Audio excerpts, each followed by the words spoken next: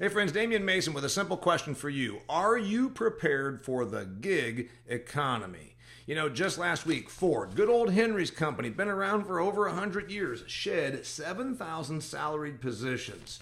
This is going to happen more and more as technology allows us to do more work with less people. That's kind of been what's going on for a long time, since the Industrial Revolution. You know what else? Starting jobs. Big story over on LinkedIn just said yesterday that the kind of jobs that were menial tasks, like maybe putting gas in a car or punching keys into a cash register at a grocery store are going away, just like those jobs went away. So in other words, what are we to do? Well, we're going to have to get used to it. If you want to thrive, you're going to be part of the gig economy, meaning not a traditional job. You're going to work as a freelancer, as a contract employee, as an entrepreneur, or maybe you're going to start your own business. I'm going to give you 3 tips to help you prosper in the gig economy. And these, of course, are habits that are out of my book, Do Business Better. 3 things you must do to prosper in a world that keeps changing, in an economy that continues to evolve.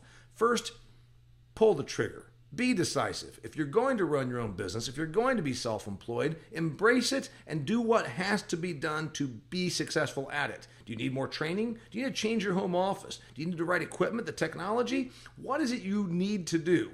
Don't pull the decision by default, then justify the result. Remember, no decision is a decision. So if you're going to run your own company and run your own enterprise, by God, make the decision, pull the trigger, and do what has to be done to prosper in doing so. Second thing you need to do, treat time like money. You know, you're working for yourself now. Every hour that you're not earning income is a lost hour. Oh, but Damian, I don't work 24 hours a day. No, you can't. You got to get your sleep. You need time off to recharge your batteries. I get that. But don't allow your time to be wasted.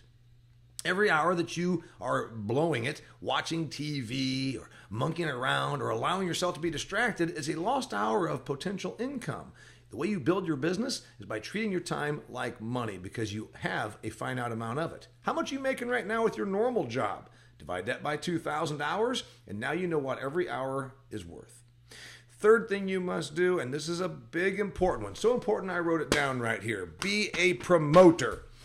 The world does not know you exist. I know you're good at what you do. I know you will be amazing at what you do. But who else knows that? Nobody.